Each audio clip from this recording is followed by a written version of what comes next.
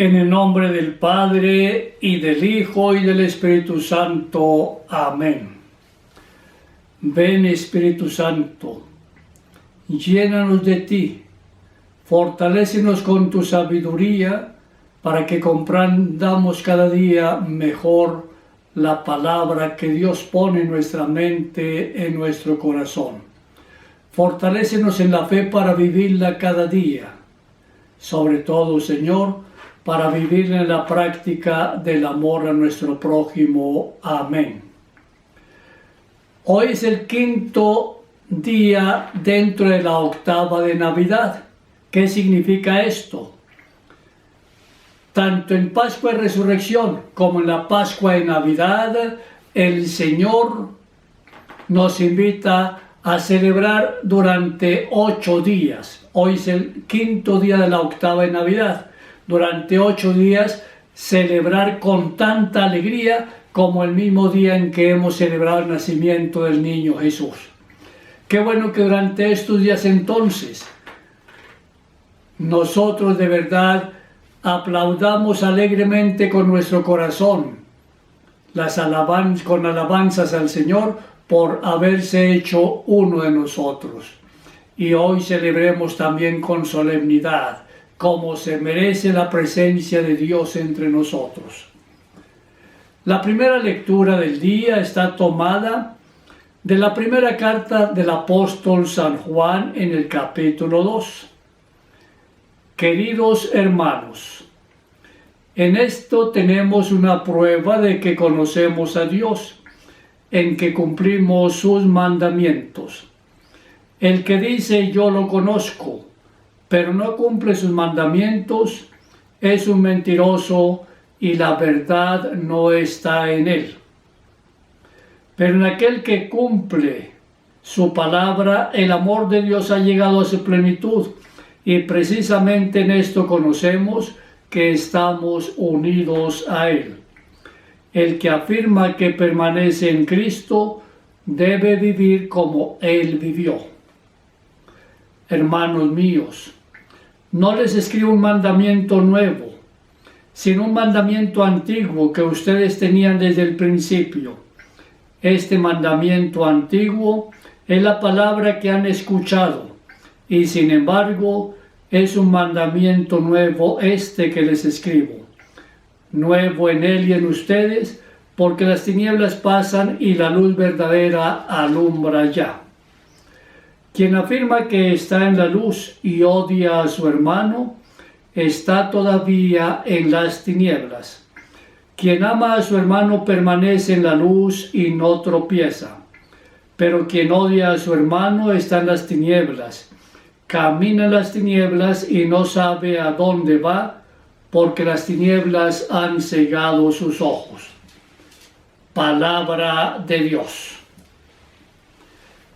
San Juan, quien hizo todo el esfuerzo por recorrer el camino trazado por el Señor, nos recuerda hoy que si realmente conocemos a Dios, lo demostramos mediante la vivencia de los mandamientos. Esos 10 punticos que también surgen de la ley natural se han convertido en la ley de Dios, y Dios se la ha entregado al pueblo a través de Moisés en el monte Sinaí. Esos mandamientos también cuentan para nosotros los cristianos. Y vivir los mandamientos supone un esfuerzo generoso para comportarnos como Jesús, el modelo perfecto de todo cristiano. Y qué difícil en los momentos presentes, cuando se nos invita sencillamente a vivir sin tener en cuenta al prójimo. Por eso se nos invita a quedarnos en la casa, a no reunirnos en familia, a no saludarnos con la mano, a no dar abrazos, en fin. Qué difícil de verdad ser generosos como Jesús, el modelo perfecto de todo cristiano. Él estuvo siempre atento a hacer en todo la voluntad del Padre. ¿Será que nosotros estamos atentos todos los días a hacer la voluntad de Dios? Quien afirma conocer y amar a Dios, pero no vive los mandamientos en su vida de cada día, es un mentiroso, nos dice el apóstol. Tiene un conocimiento equivocado de Dios. La palabra de Dios, el Evangelio como buena noticia, no es un mensaje cultural, sino la propuesta de vida que Dios nos hace para que en Él tengamos vida y una vida en abundancia. El mejor proyecto de vida que Dios nos propone entonces está en su palabra. El conocimiento de un deber que no exige un compromiso y un sacrificio coherente de vida nos hace culpables. El mandamiento por excelencia y que resume toda la ley y los profetas es el amor. Así lo enseña el Señor Jesús cuando un joven se acerca y le pregunta: Maestro, ¿cuál es el más importante de los mandamientos para entrar en el reino de los cielos? Jesús le responde: el mandamiento más importante es: amarás al Señor tu Dios con toda tu mente, con todo tu corazón, con todas tus fuerzas. Y el segundo es semejante a este: amarás a tu prójimo como a ti mismo. El amor a Dios y al prójimo es un mandamiento antiguo, pero que tenemos que estar renovando en todo momento para vivir en la luz, luchando con las tinieblas del error que nos pide vernos como hermanos unos de otros e hijos del mismo Padre Dios. Vivir en la luz significa estar atentos a la escucha de las enseñanzas del Señor Jesús, a la escucha para poder saber qué camino Él nos está indicando. Estar con la luz entonces es caminar siempre de la mano del Señor Jesús. Amar quiere decir donarse, olvidarnos de nosotros mismos, buscar el bien del otro a una costa de sacrificar nuestro tiempo, nuestros intereses, nuestros gustos, la vida misma, a ejemplo de Jesús, quien entregó su vida por la salvación de todos. Qué difícil es parecernos a Jesús, sobre todo porque no es fácil amar sincera y definitivamente. Pero la inmensa lista de santos presentes en la historia de la Iglesia nos está diciendo que todo es posible para quien tiene fe. Quien dice que permanece en comunión con Cristo debe comportarse como Él se comportó. Oremos con el Salmo 95. Cantemos la grandeza del Señor. Cantemos al Señor un canto nuevo, que le cante al Señor toda la tierra. Cantemos al Señor y bendigámoslo. Proclamemos su amor día tras día, su grandeza anunciemos a los pueblos, de nación en nación sus maravillas. Ha sido el Señor quien hizo el cielo, hay gran esplendor en su presencia y lleno de poder está su templo. Gloria al Padre y al Hijo y al Espíritu Santo, como era en el principio, ahora y siempre, por los siglos de los siglos. Amén. Cantemos la grandeza del Señor. Proclamación de la buena noticia de nuestro Señor Jesucristo según San Lucas. Transcurrido el tiempo de la purificación de María, según la ley de Moisés, ella y José llevaron al niño a Jerusalén para presentarlo al Señor, de acuerdo con lo escrito en la ley. Todo primogénito varón será consagrado al Señor, y también para ofrecer, como dice la ley, un par de tórtolas o 2 pichones. Vivía en Jerusalén un hombre llamado Simeón, varón justo y temeroso de Dios, que aguardaba el consuelo de Israel. En él moraba el Espíritu Santo, el cual le había revelado que no moriría sin haber visto antes al Mesías del Señor. Movido por el Espíritu fue al templo, y cuando José y María entraban con el niño Jesús para cumplir con lo prescrito por la ley, Simeón lo tomó en brazos y bendijo a Dios diciendo: Señor, ya puedes dejar morir en paz a tu siervo, según lo que me habías prometido, porque mis ojos han visto a tu Salvador, al que has preparado para bien de todos los pueblos, luz que alumbra las naciones y gloria de tu pueblo Israel.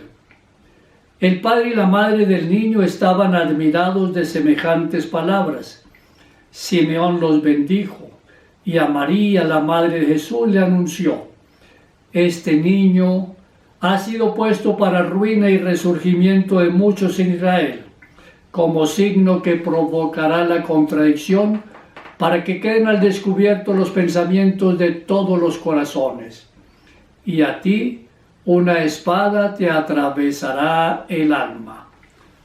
Palabra del Señor. Gloria a ti, Señor Jesús.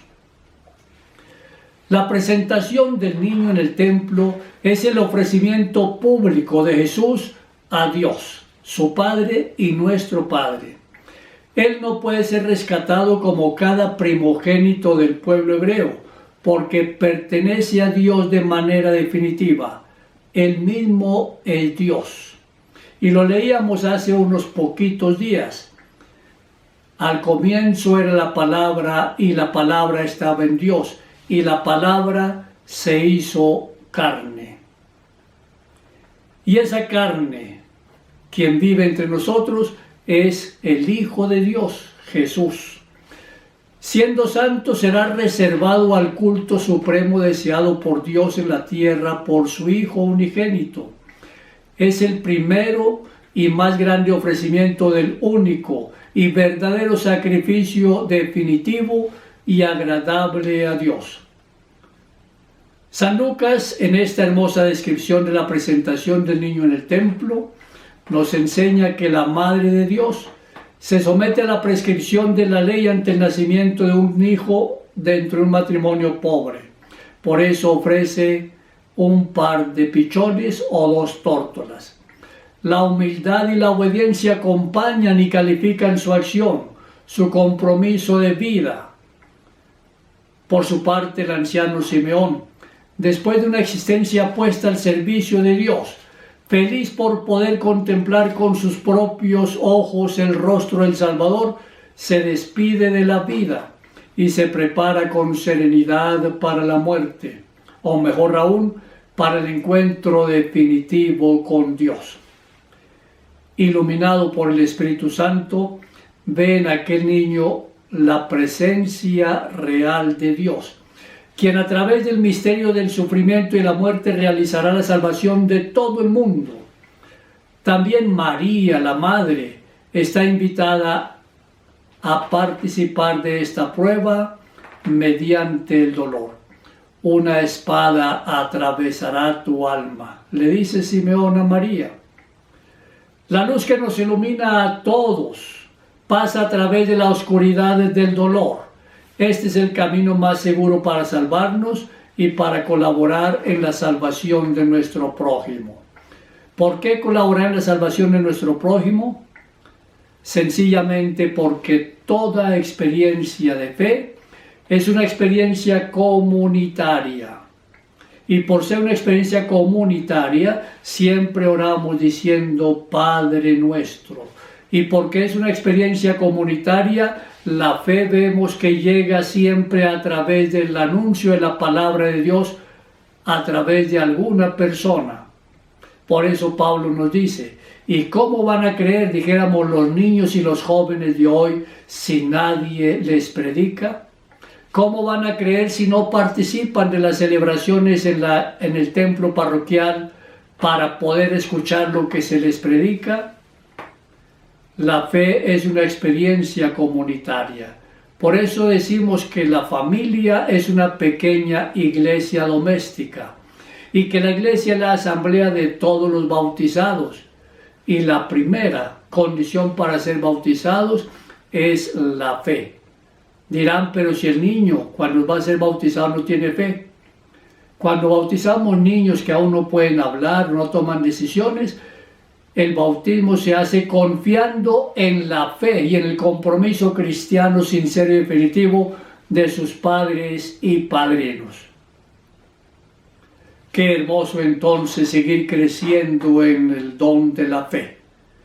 Y pidámosle a la Santísima Virgen María que ella, con su sencillez, con su humildad, con la práctica de su fe en todo momento, nos enseña a nosotros también a salir con sencillez y humildad al encuentro de nuestro prójimo, para que todos juntos, de verdad, mutuamente nos colaboremos en la salvación de unos con otros.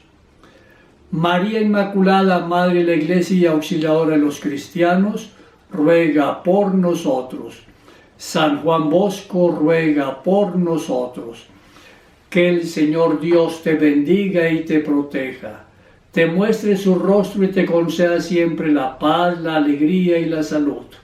Y la bendición de Dios, Padre, Hijo y Espíritu Santo, descienda sobre ti y sobre tu familia y les acompañe siempre. Amén.